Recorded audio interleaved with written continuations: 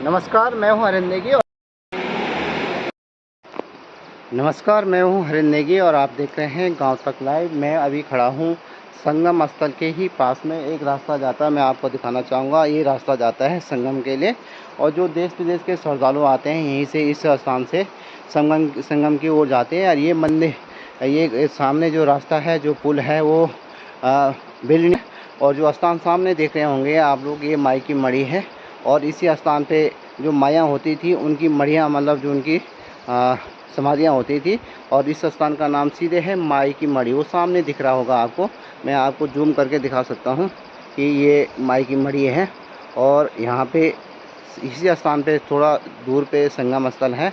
और हम आपको दिखाना चाहेंगे, ये है यहाँ का सबसे बड़ा अच्छा सा रुद्रप्रयाग को जोड़ने वाला ये सुरंग है, जिसको हम टनल कहते हैं। ये कब बनी होगी और कितने दशक पुरानी ये टनल है, मैं उसके बारे में आपको बताऊंगा। कि जब 1947 में भारत आज़ाद हुआ होगा, और उसके बाद यहाँ, तो उसके बाद ये टनल भी उसी समय की बनी है। यही मार्ग आपको केदारनाथ के ले जाता है, रुद्रप्रयाग, गौरीकुंड, केदारनाथ। आप देख सकते हैं किस तरह से ये टनल बनी हुई है। और ये कम से कम 100 या 150 मीटर लंबी टनल है। और ये टनल, इसके ठीक ऊपर रुद्रनाथ भगवान की स्थल है, वो यहाँ पे ठीक यहीं पे है। और इस स्थान पे रुद्रनाथ भगवान की जो शिला है, उसको आप देखें, मैं आपने पिछले ब्लॉग में आपको दिखाया होगा। ये यहाँ पे रुद्रनाथ हो गया, संगम स्थल हो गया। और आगे के ब्लॉग में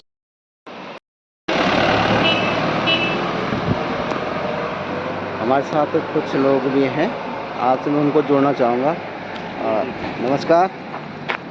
स्थल संगम स्थल का आप लोगों को सुबह सुबह मॉर्निंग वॉक पे हैं, कैसा लगता है जब गुफा के अंदर से आते हैं और रुद्रनाथ भगवान के भी दर्शन होते हैं? भगवान रुद्रनाथ, माँ चामुंडा और संगम स्थल के बहुत ही ऐतिहासिक स्थलों का सुबह सुबह दर्शन होना, और अपने शारीरिक व्यायाम के रूप में जो सुबह का भ्रमण होता है, बहुत ही आनंददायक स्थल है। और बाईपास से जब पूरे घूम के आते हैं, तो जब हम माँ चामुंडा और अलकनंदा मंदाकिनी के संगम स्थल वो भगवान रुद्रनाथ के दर्शन करते हैं, तो कोई थकान भी महसूस नहीं होती है। और भगवान का बहुत ही अच्छा आशीर्वाद हम रुद्रप्रयाग वासियों पर बना रहता है। अगर मैं गुफा की बात करें तो कब की, किस दशक में अगर इसकी ये लगभग 1964 की बनी हुई गुफा है ये।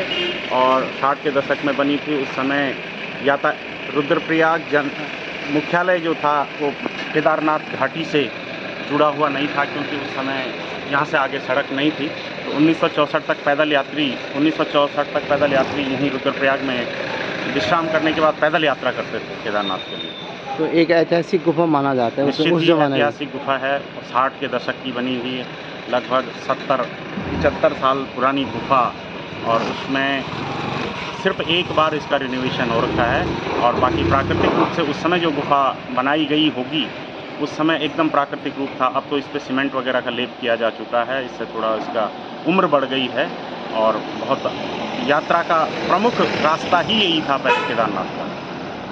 धन्यवाद वाजपेयी जी। कहते हैं कि इस गुफा का जो इनोवेशन कर रखा होगा, उस ज़माने का रहा होगा। अब इसमें भले ही सीमेंट का लेप कर दिया गया हो, लेकिन उस अकल्पनीय है तो है कि कब किस तरह से उस ज़माने में बना होगा। तो अब आगे के ब्लॉग में आपको नई चीज़ दिखाएंगे कि किस तरह से हम गुफा के अलावा हम आपको कोटेश्वर महादेव के दर्शन कराएंगे। कैसा लगा कमेंट्स, लाइक ज़रूर करें और सब्सक्राइब करें। और अपने ज़रूर बताएं कि किस तरह से ये ब्लॉग आपके लिए बनाया था, कैसा लगा। धन्यवाद।